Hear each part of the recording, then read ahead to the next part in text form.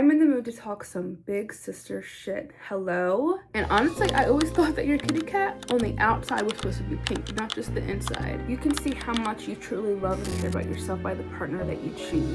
Date yourself exactly how you want that man to literally date you. Like, your body rejects anything that is not good for you, even people.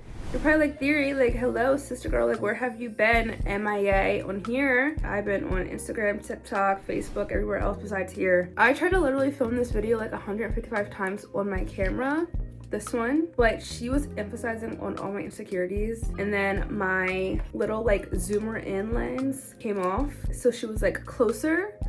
So I was like, you know what, let me just film one here. I made a promise to myself to make sure I film a YouTube video today, so I'm doing it on my phone just so that I actually do it. But anyway, girl, so I asked my beautiful sisters on Instagram what's some like amazing big sister advice that you need from me. Like, it doesn't have to be just about kitties, like it could be anything. Like, girl, I'm your sister, like we are sisters, we're family, like no judgment, no TMI, like we don't judge each other, and y'all do not come to play. So we're going to do our makeup, get glam, get cute, and answer these questions. I gotta take my Q2 vitamins though. These are like my go-to vitamins right now. Vaginal probiotics from Euro. So amazing. Okay.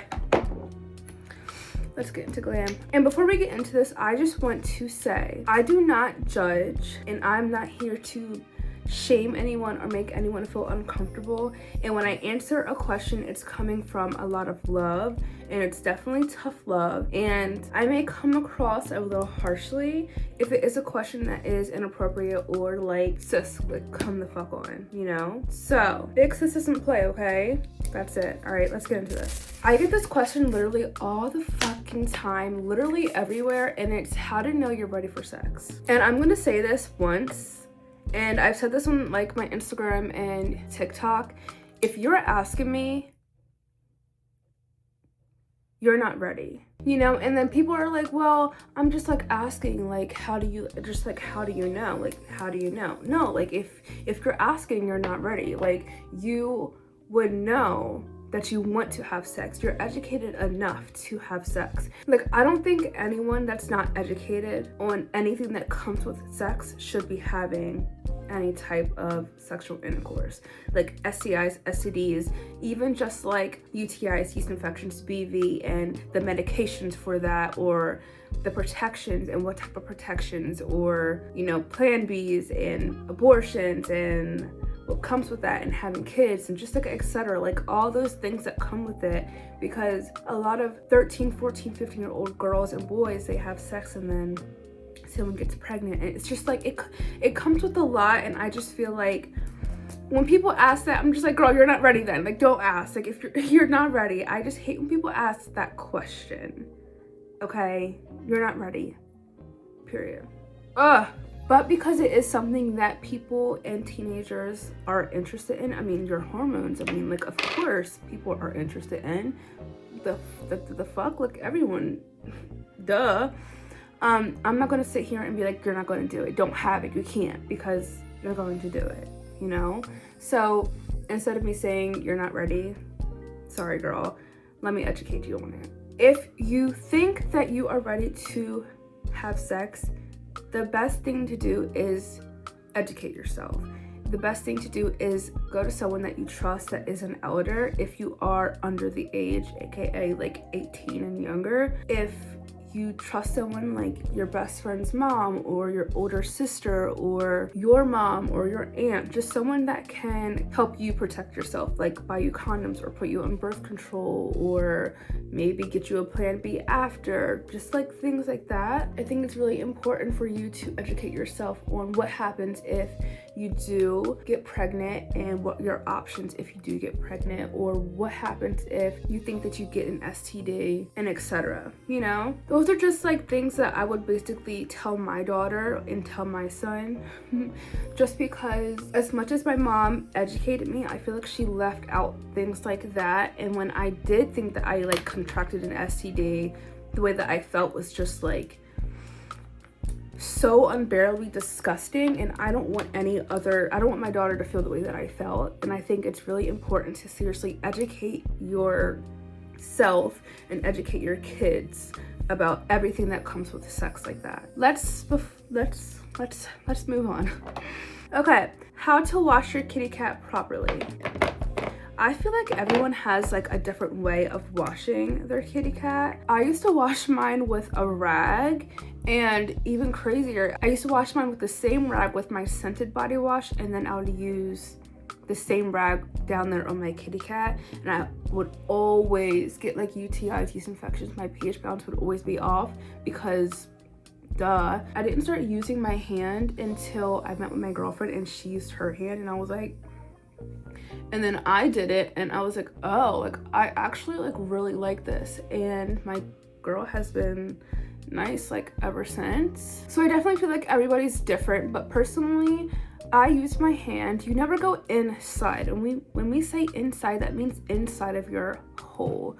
Not saying like you can't go in between your lips and like on like your clit and things like that, but going inside the hole, you never want to do that. I like to take a Dove soap, or you can use any feminine wash or any unscented antibacterial soap, and I like to lather it onto my hands really good. And then once it's like really lathery, I like to like basically go like this and like go in between my lips, outside my lips, of course like back there around my ass. And I really like to like get in there and like make sure I'm like cleaning myself, just like on the outside, on the inside, never like in the inside, but on the outside, the inside, and just like really like clean up there. And then same thing with rinsing, just make sure you rinse properly.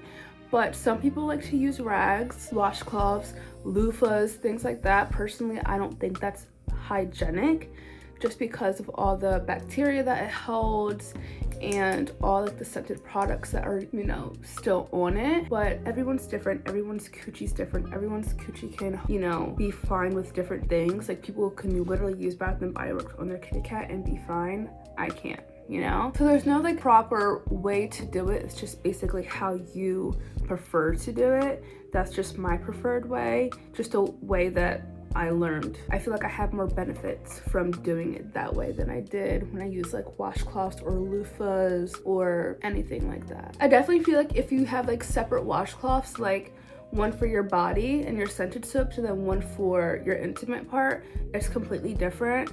But I still think that, you know, switching them out very frequently so that it's not like all that bacteria like built up in the washcloth, you know. I'm so scared to go intimate with someone because I have body hair everywhere. Is that normal? It is completely normal to have body hair everywhere. I mean, we have hair on our head, we have hair on our knuckles, we have hair between our chest, we have hair on our boobs, we have hair on our arms, we have hair on our legs, our toes, our butts, our butt cracks, our back of our necks. We have hair literally everywhere. Hair is literally very normal, and it's something that everyone has. So there's nothing to be embarrassed or ashamed about. And I feel like if you're being intimate with someone and it's someone that you're comfortable with, they shouldn't judge you for that. If they are judging you for having hair on your body, then you shouldn't be with them, period. One of our sisters said, girl help, what am I supposed to do when the boys whistle at me? Beat them up. I'm just kidding. No, literally, you know, I wish we can just say like ignore them, and I wish we can just say like call them out on their shit, you know? I wish we can just do both. But in this day of age, it's kind of like if we ignore them, we literally get like harassed and we're called like disrespectful and rude for ignoring them. But if we, you know, reject them and say like, oh no, we, you know, we're in harm's way, and men don't like being rejected. It's like a whole ego like kill if we reject them. So it's like so dangerous regardless of what you do. But personally, when men are very pushy on me or they whistle at me, I kind of just like walk away, you know, or I act like I'm on the phone with one of my girls, like, yeah girl, like like, yeah, I'll meet you here in like 5 minutes, right? Like, you know, just like make it seem like you're meeting up with someone, you know, just in case. I don't know, like it's just such a tricky world with men. Like they just make it so hard to just breathe. It's just so frustrating. But seriously, they whistle at you, you can easily be like, hey, that makes me uncomfortable, please do not do that, like I'm not interested, thank you, have a good day. be kind about it. You don't have to be like, don't ever fucking do that again. Like, you don't have to be like all hostile and crazy, even though sometimes you have to be, so they'd be like, oh, like, whoa, like, chill, like, da da da. But you could just be like, hey, that makes you uncomfortable, don't do that, thank you, like, have a good day. Or just simply just ignore them, walk away, act like you're on the phone with your girl, and be like, hey girl, yeah, I'll meet you in 5 minutes. You know, it can go either way. Tips to keep intimacy alive in your lesbian relationship. Okay, for all my YouTube sisters, I am lesbian. I'm in a lesbian relationship. I have a girlfriend. We've been together for almost 2 years. And I feel like it has, just like any relationship, you know, intimacy is very, very important. And I think a lot of people put intimacy as just sex. Intimacy is automatically like just like sex, kissing, making out, things like that. And that's not what it is. It is what it is. Like, intimacy is a part of sex, but I feel like intimacy has a lot more to it, and intimacy leads to more sex. And you have to keep intimacy alive to get to the sexual part, if you know what I'm trying to say. So I think, I mean, of course, knowing your partner and knowing what they like. For instance, me and my girlfriend, I'm a small touch person. So small touches, I think it's a cute form of intimacy, like her walking past and hugging me, or her walking past and giving me a kiss on her cheek, or things like that. Weekly dates, it's like a cute form of intimacy. Us showering together, us watching movies, or us cooking together, just like being like very interactive with each other, us singing songs in the car together. Like, I feel like all those like make you have a stronger connection and has some sort of like intimacy, and that's how you can keep the relationship alive, if you know what I'm trying to say. And I think like something that for a couple of months, me and my girlfriend had like this little imp in our relationship, and I think it's because like we were like struggling, you know, and we really weren't going on dates as much and stuff like that. So we decided to kind of start over, you know, there's nothing wrong with starting over in relationships. And something that we started doing is going on dates weekly. It doesn't have to be something extravagant. We don't have to go on trips or anything like that. It's small as going to dinner or just taking a walk in the park, just going to a bar and just getting one drink. We've been going to like the movies. Even if we don't want to see a movie, we just go to the movies, get popcorn, and just eat the popcorn. Like, just like things like that. I don't know if that's what you mean, or if you actually mean just like sex. But we could talk about that too, because I feel like when you're in a long-term relationship, I think the sex kind of dies down in relationships because, you know, we've been together for so long. It's kind of like, all right. But I think a way to keep that alive is to never stop dating. And a lot of times in long-term relationships, couples stop dating. They stop flirting. They stop taking their partners out on dates, surprising their partners, doing things for the partners to make them happy. And that kind of stops the intimacy, that stops like this, you know, the sex appeal and things like that. So I feel like that's a big part of that. Trying new things, if you know what I mean. Wearing a sexy lingerie, getting new sex toys, going to the store and picking things out. You know, you just have to like change things up. You don't want to have the same routine all the time. What do you use when you're in your barbecue stage of your period? I hate wearing panty liners. Period underwear. I kid you not, period underwear. And not like period underwear where it's like the thick period underwear. Period underwear for the last day of your period. It's like very thin and I love them. But it's like the cotton ones, not the ones that are like spandex and they make you stink because they hold all that like period smell. The cotton ones. Very nice, very cutesy. Period underwear, but it has to be last day of your period underwear. Look those up. How to know if I found the right one? Honestly, sister girl, like, I feel like there's a lot that goes into if you found the right one. More than like people seriously think. For me, there's only a couple of things. I'm pretty easy. For instance, I'm just gonna go based off me and my girlfriend's relationship just because it's completely different from any relationship that I've ever had, even with family members. I've showed my ugly to a few people, but my girlfriend is one of the only people in this world that I felt like can actually see an ugly version of me. And when I say ugly, it's like the most deepest, scariest, ugliest version of yourself. Your most depressive, your most saddest, your most hurt, your most unhealed, traumatic version of yourself. And that person doesn't judge, doesn't look away, doesn't like do anything but sit there, hold you, and help you. Okay? That's something that I look as I found the right person. Also, how do I feel when I leave that person, when I'm around that person, when I'm with my girlfriend, I feel the most safest. I feel the most heard. I feel the most comforted. Your body rejects something from you. Your skin will break out, your gut will be bad, your body will just be like, your hormones will be fluctuating, it's just like up and down, your cortisol levels will be just like crazy. Like your body rejects anything that is not good for you, even people. I feel like the way that you feel around that person really matters 100% if you found the right person.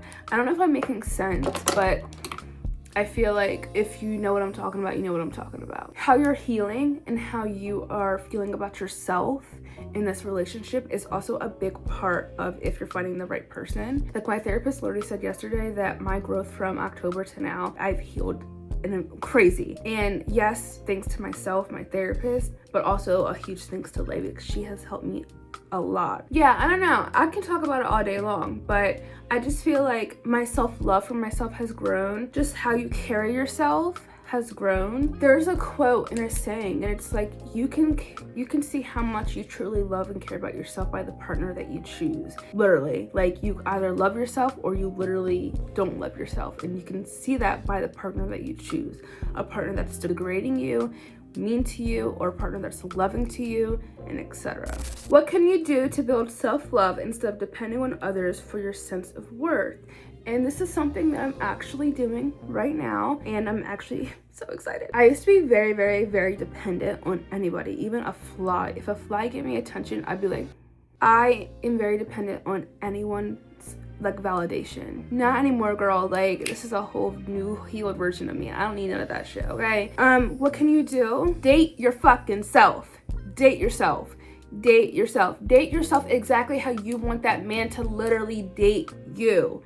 Date yourself. You want flowers, girl, get yourself flowers daily or weekly. You want to go to a nice restaurant, take yourself, buy your literal self. You want a black car, girl, get yourself a black car. You want to go to a pottery class, go to a pottery class by yourself. Literally date you want to wear a red dress and go to that shop down there, wear that fucking red dress and go to that shop down there. Like literally date yourself. Build that self-love, especially if you're in a relationship. Individuality is the best thing that you can ever do in a freaking relationship, and that's one of the things I'm running right now. Okay, girl, I need it real freaking bad. I need this individuality. I need to be like apart, you know? Giving yourself affirmations, and when you stop saying negative things about yourself out loud, I know it's hard to just stop saying shit in your head. I mean, it's kind of like, okay, but you know how when you start saying things out loud negatively, you actually believe it? Can you imagine if you start saying that stuff about yourself in a positive way? If you start saying it in a positive, even if you don't believe it, if you start saying like positive things about yourself in a positive way, you will end up starting to believe it. Just give yourself 21 days, even if you don't believe it. Just practice saying it. If you're walking by, like, yeah, I look so beautiful today.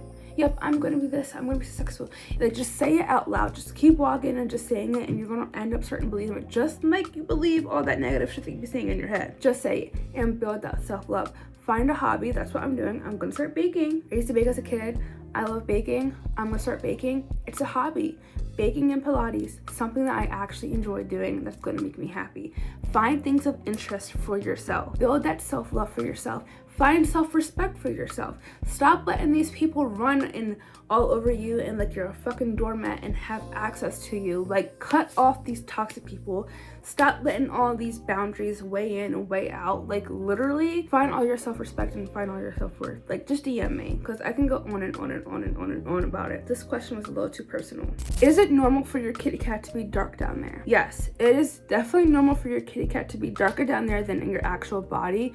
That's actually something that I used to be super insecure about. I wasn't sure why my kitty cat was always darker than my actual like body, and honestly I always thought that your kitty cat on the outside was supposed to be pink, not just the inside. It was just very like, maybe very just like insecure about myself. It can be darker than your body. It does, not everyone's is darker than their body, but if it is, it's completely normal. There's nothing bad about it. Is our kitty supposed to taste good, or are they supposed to taste like pennies or sour?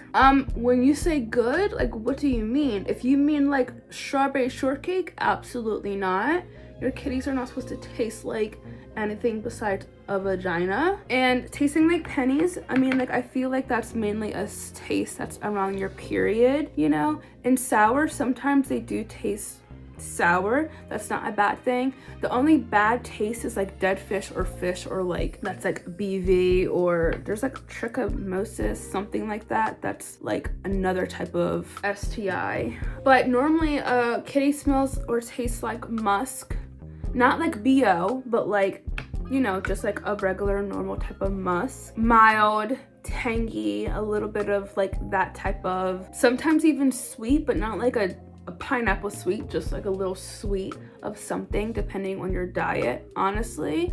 But yeah, it's not supposed to taste like good or anything. It's okay, it's completely normal if it has a taste or a smell. It's a vagina.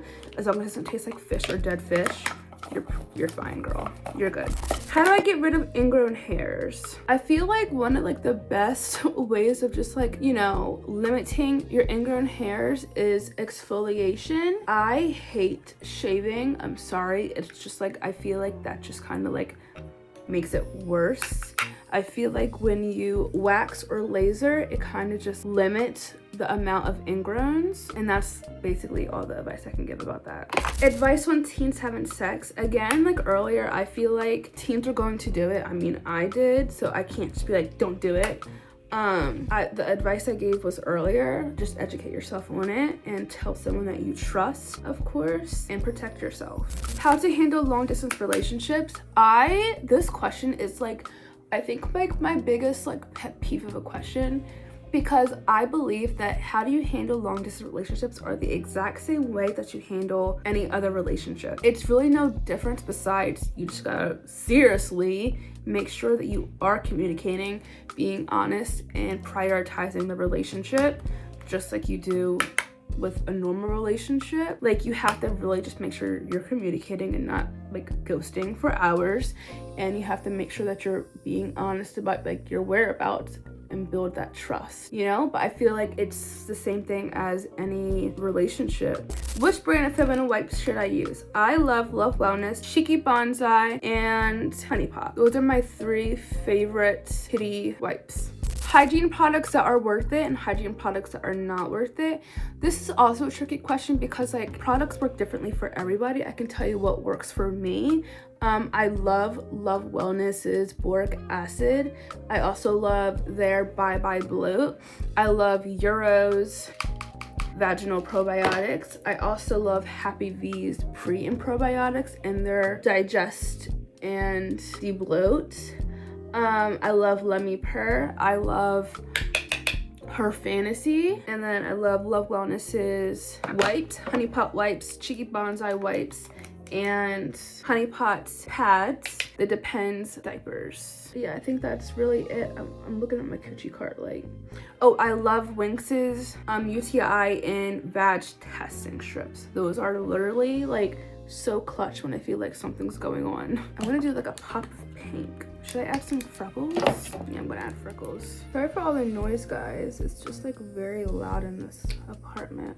But as soon as I move, we're gonna literally have so much fun away from all this apartment stuff. I think I'm just gonna do a little liner, like the tiniest, a little bit of gloss.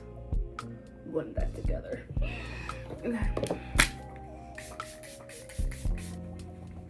Okay, sister girl, first off, let me show girl the glam. Okay, she's a little cute, you know, but I love you girls so much, and thank you girls for actually listening to my big sister advice. I love you.